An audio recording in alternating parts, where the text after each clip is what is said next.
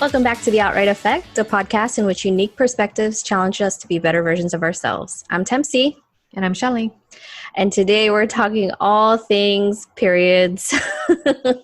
I know it's an awkward subject, but they're a natural thing that happens to females. And it can kind of be, stigmatized a little bit. Nobody wants to talk about it. And it kind of can make people feel a little bit embarrassed. So we wanted to kind of share our perspectives on how, throughout the years we've dealt with periods and symptoms and things of that nature, so that maybe, other folks might not feel so embarrassed about it, because it is a natural thing. We all go through it. We all have different experiences with it. So we thought we'd talk about that today. Yeah. And if, honestly, it's up to you if you want to continue listening, totally your choice. If this is not your jam, we have a lot of other episodes that you can listen to. But we'll definitely keep it as PG as possible. We're not going to get into dive into in-depth conversation on it. I think it's just kind of pretty much the basics. Yeah. All right. Well, let's start from the beginning. Shelly, how old were you when you first got your period?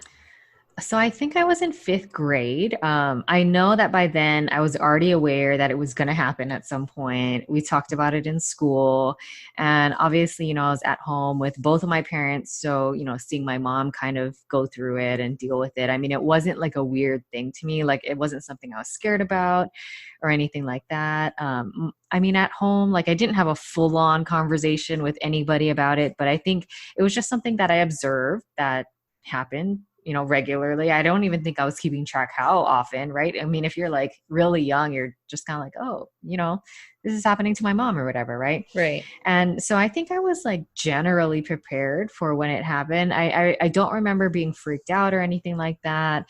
I have heard stories where, young girls out there didn't really know anything about getting periods, and it kind of freaked them out for the first time because nobody had brought it up or talked to them about it at home. But yeah, that's generally, the first time, the intro to the topic. I think, there's some other things that I'll go into detail a little bit later, but what about you, Tempsy? When's the first time this happened to you? Were you surprised? Were you oh, there it is?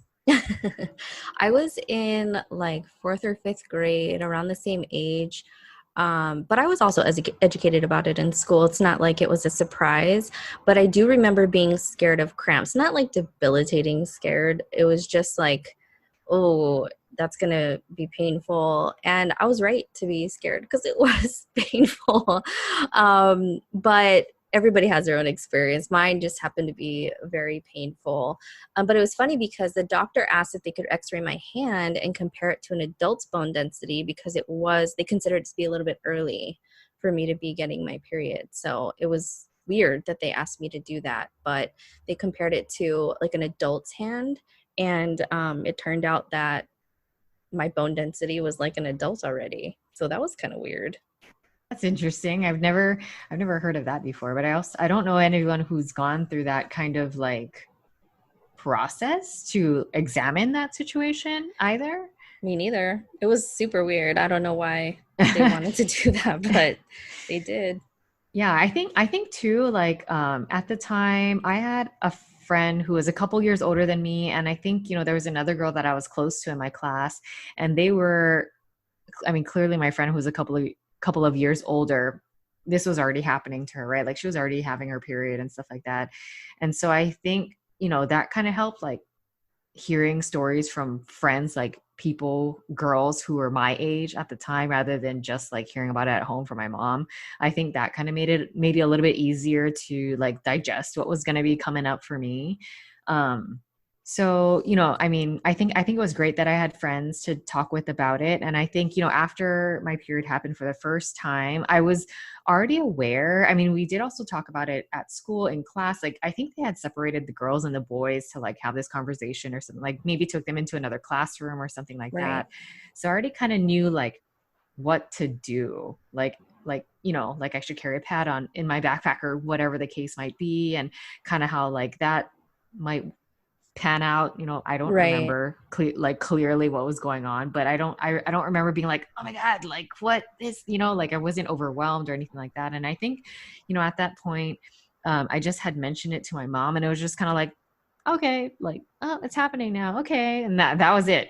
That's like the least traumatic experience I've ever heard of in my life. Like, yeah, that was pretty much like the end of story. And I think she just asked me like if I had everything that I needed. Like, do you need me to go to the store for anything? Or, if you need anything, here's where I keep my stuff. Like, you can use it. Like, feel free, like, help yourself. I think basically that's just end of story. That's just what it was. And then it just carried on until present day, except I don't share anything with my mom anymore, and I'm not at home and I'm not that young, but I mean, that literally, that was pretty much it. But it sounds like you have a more interesting story than me, Tempsy.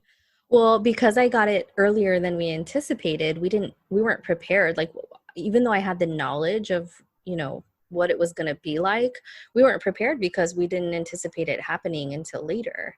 And so we didn't have anything ready at home, and my mom was working and couldn't leave. So my stepdad had to pick me up, and he had to take me to a pharmacy to ask, because he didn't know what to do. And it wasn't like he had a cell phone he could just call my mom. You know what I mean? It was like back in the day. Cell phones weren't around, like, ready in your pocket and all that stuff, right? Exactly. I don't remember like the point from when I found out that I had it to the point where he picked me up. I don't know what happened, because maybe I blocked it out because it was too traumatizing. Because if you have it in front of your friends and something, it's showing some way, I think that would be probably kind of traumatizing, but I don't remember that at all. I just remember my stepdad picking me up, taking me to a pharmacy and asking them, like, she's in a lot of pain, what do I do? Because I had never felt that pain in my life ever. And I was like, what's happening? And so they told him to get some Midol, I think it is. Is that a menstruating or like a period remedy, I guess, yeah, like like a something to PMS help you. thing? Yeah, I think so. Yeah. So Midol and a heating pad. And then of course pads, I think. So we picked that up, we went home, and I was like on the ground, just trying to feel like I was just trying to stay alive, and had a heating pad on. Oh my God, that's Yeah. like major cramps. Like, I've never had that happen to me Oh my gosh, I got it ever. every time, man. And the Midol didn't even work that well. So I had to move over to, because Midol I think helps maybe with the hormones too, which I don't know. But I moved over to Advil, and that worked, which is a little bit stronger. Yeah, I mean, Tylenol Advil's a definitely didn't work. painkiller. Yeah. Yeah, I think I've read like the ingredients in Midol before, and there's like caffeine and like a little bit of painkiller in there, which I'm just like, Oh, what does this do? maybe it helps with But okay, I hormones don't more than know. anything. Because you know how you get like, you may get a little bit more cranky, or I don't know. Maybe it helps with that. I don't know. I don't know. I mean, I wouldn't imagine that you could buy something To make you less hormonal cranky. over the counter, Well, caffeine like I makes me think less cranky. but So but caffeine isn't impacting your hormones. It's I just know. making you awake. I'm just joking. It does make me less cranky though. But yeah. And then I definitely leaked once in junior high. And that was traumatizing too. Oh yeah, I feel like that had happened to me at school, maybe like in junior high school or high school. I can't even remember, but I think at that time I had a pretty like good network of friends. Right. And I think I feel like I want to say we're pretty open about like talking about it. Like we knew when somebody else had their period or whatever. Like it wasn't a big secret or anything like that. So we Definitely. would share stuff with each other, or like, if your friend came to you and was like, oh my God, I didn't know it was going to start today. Like, do you have anything? Right. And you just like give it to them and that kind of stuff. So, I did have some friends who, and I mean, the way that I'm going to say it is going to sound stereotypical, but they were athletic, and I think maybe because they wanted like an extra long sleeve shirt to wear after practice or something like that. So sometimes they just had these things regularly on them. So sometimes we would like borrow a sweater or like another shirt so we could like tie it around our waist kind of situation if that came up. So I feel like there was a relatively good support network through my Yeah. experience anyway. Yeah. Same here. Somebody just let me know quietly, and in that time flannels were a thing. So I just Right. tied my flannel around my waist and, Went on with waited your for day, kind of like you're yeah, kind of like, exactly. okay, Waited yeah. till school got out and just made sure I was like extra cautious and careful and borrowed something from somebody. So it was fine, but it was still like it's all in the back of your head. So you're like stressing in your mind of, oh my gosh, is somebody gonna see it? Is it gonna like go through the flannel? Like what's happening? It's not very Right. Yep. conducive to high school, or I mean junior high, but nothing you can do. So what about PMS, Shelly? Do you get it? How do you deal with it? Do you know just got worse when you got older? Yeah, so to be honest with you, I never really had PMS when I was younger or cramps or anything like that. I've only had mild cramps a few times in my life and maybe twice where it was like quote unquote bad, but I don't think it was nearly as bad as like lying on the ground or praying for my life or anything like that. And I would say I'm more likely to get headaches, not a lot, but maybe like 1 or 2 days every few months, maybe related to periods. I'm not really sure, to be honest with you. But the only thing that I really noticed is that my skin used to get a little bit oilier when I was like a teenager. Not so much nowadays. I think that I've kind of maybe like grown out of it or whatever the case might be. But I've definitely heard of people like feeling really sick, having headaches a lot, or a lot of other symptoms, cramps.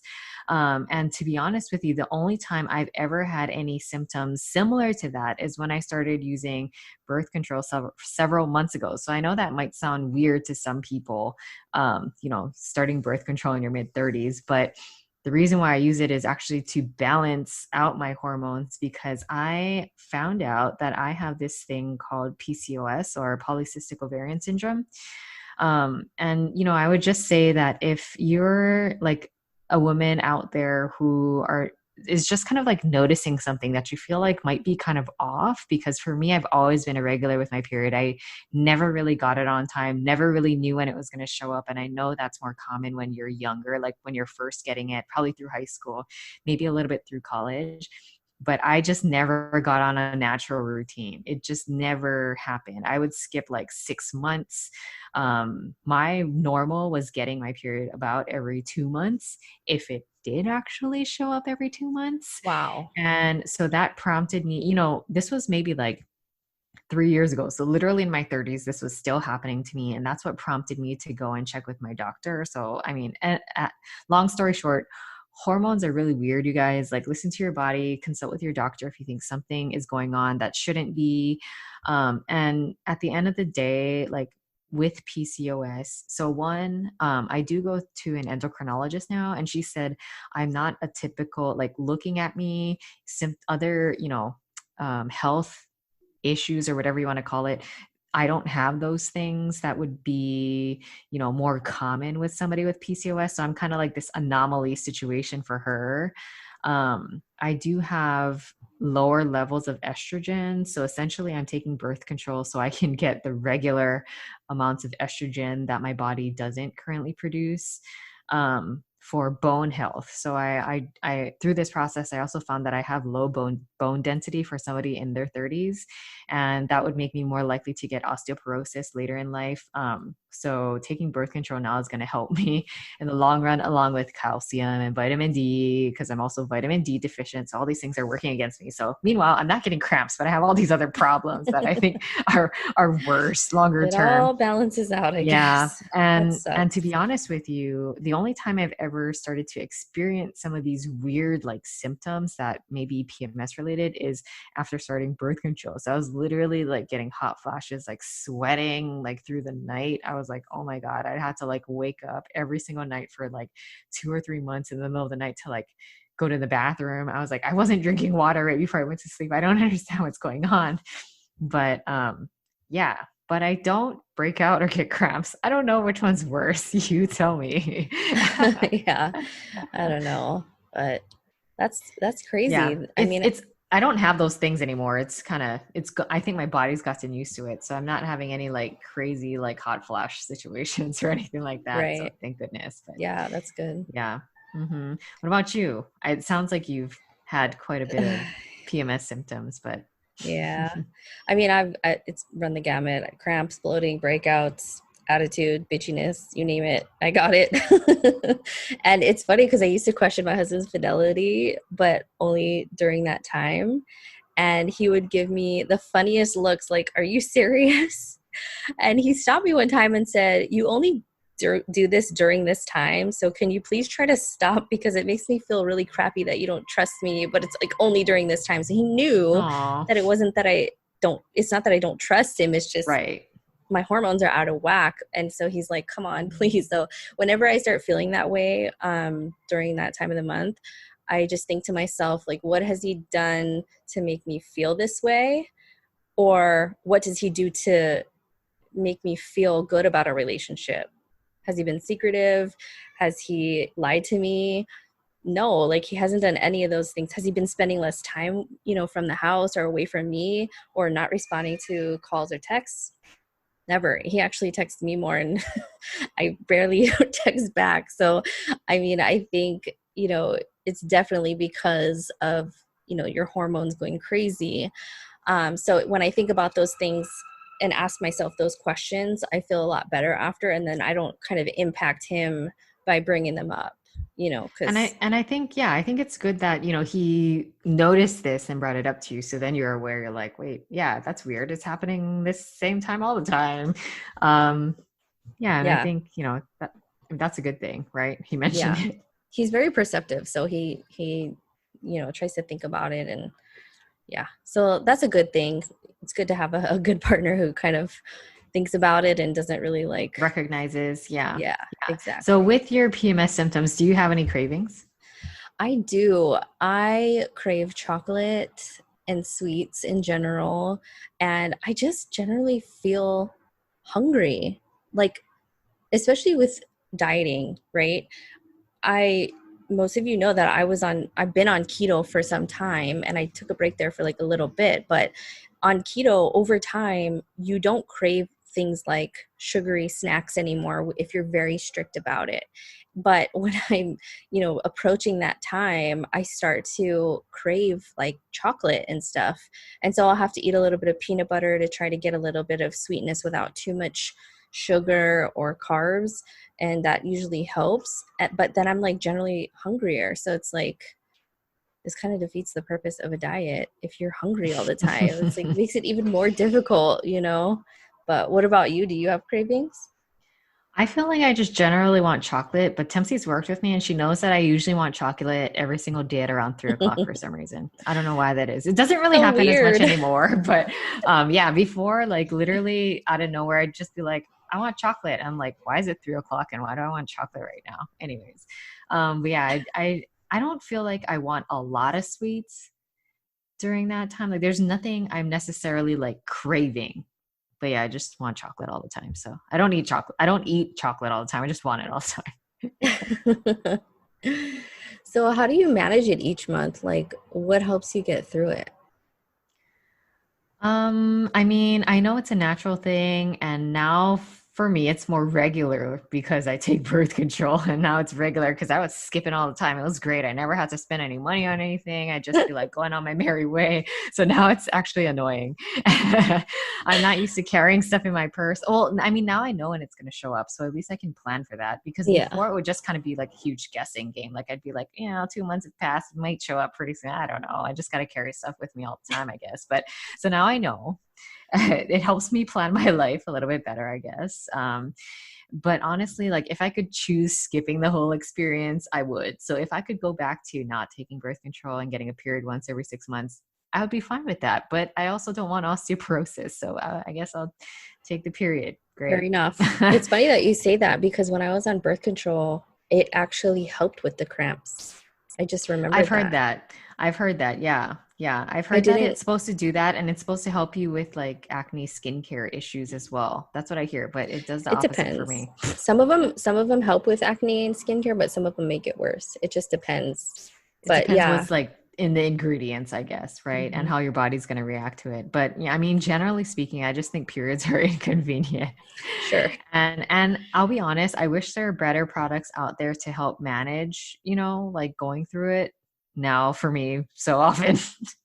But I think it's something that I more so make do with what's available, but I do feel like I have a lot of preferences, whether preferences may be available or not. But anyways, what about you, Tempsy? What do you do to manage, this every month?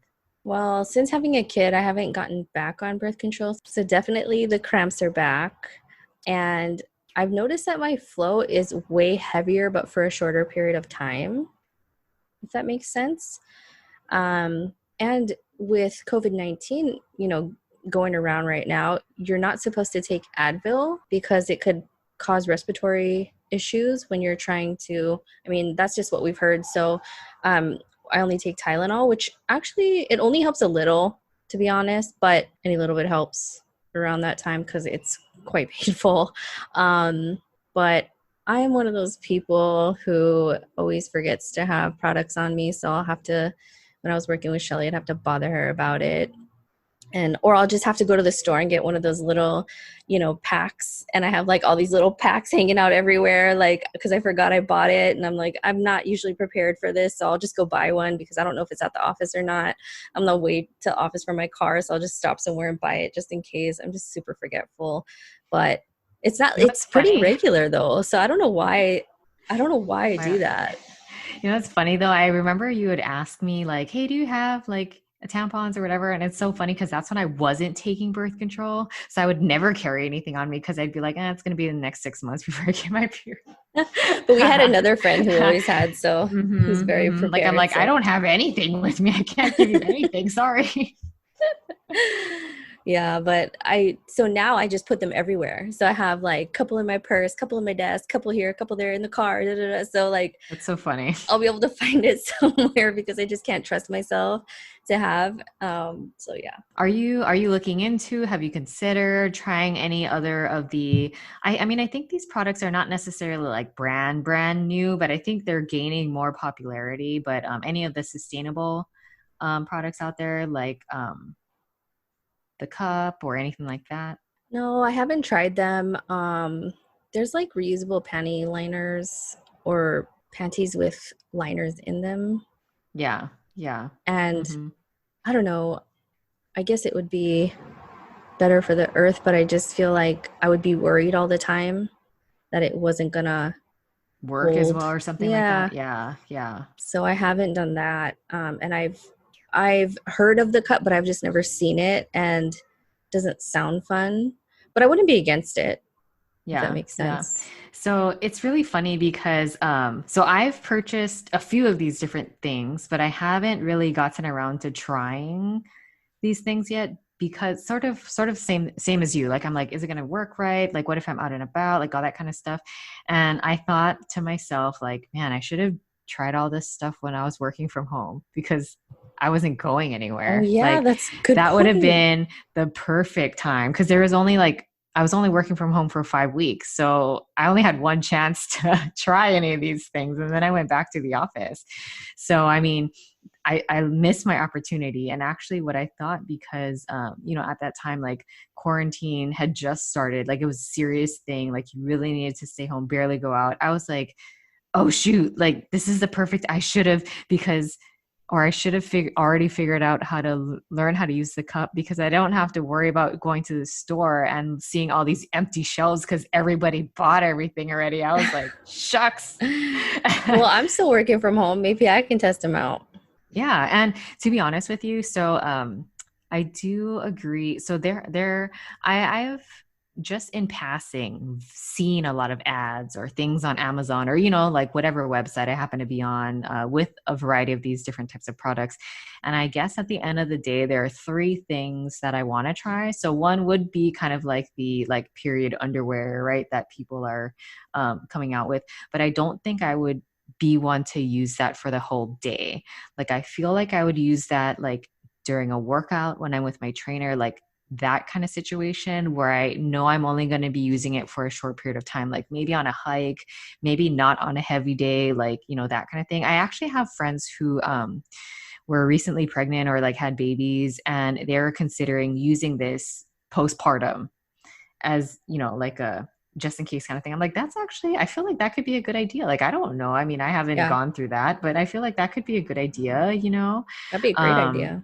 yeah. But I'm also, so, with seeing all these products, I am that person that goes online and does a lot of research, right? As some of you may have learned by now, but I've only like read articles, blog posts, or like seen some like videos on YouTube about people reviewing these things and how they like them or not, or any suggestions that they might have. But I never really knew anyone in person until recently who actually tried to use like the cup, for example. So I think that one's like the hardest to me, like the hardest or most challenging one to use. But what they had suggested is starting off with the smaller size versus the bigger size, just to like get yourself used to doing it. And it's probably a lot easier to use from the get-go. So I did order one online, and actually I recently found out that flexible spending accounts, FSAs, will allow you to use that money to purchase period products. And I've seen it on websites. There's like a little like, the small text that says like, now FSA whatever Approved. eligible or whatever. Yeah. Yeah. So I tried it and it worked. Nice. So I'm like, okay, like here I have it. I have the smaller size now because I had bought regular based on, what the website recommended to me. But then I have a person in real life now who's like, nope, you should probably try the smaller one first.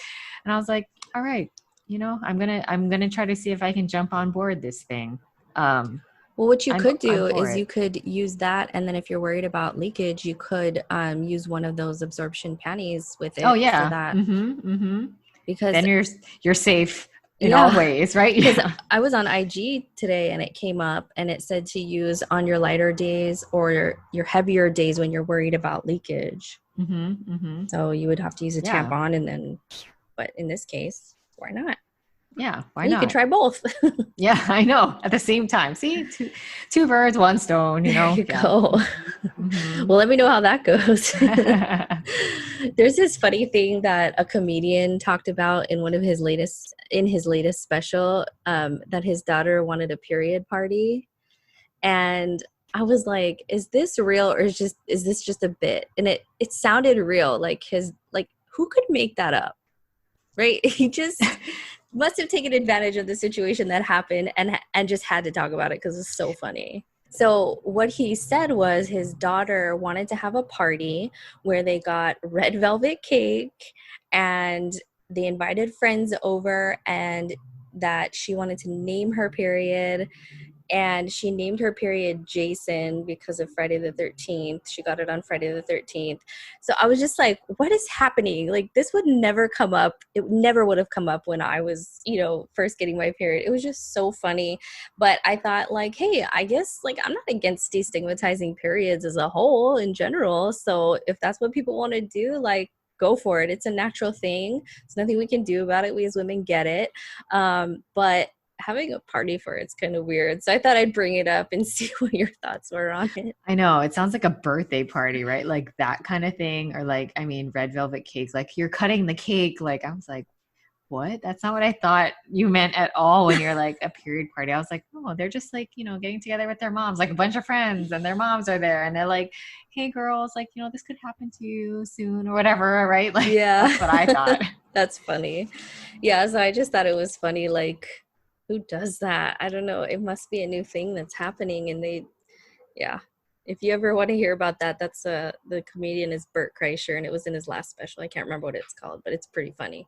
All right, that's it for us today in our Period Talk episode. Let us know if you've tried any of these sustainable products, if you have, any other insights into what your experience was like, any funny stories that you're willing to share. We'd love to hear about it.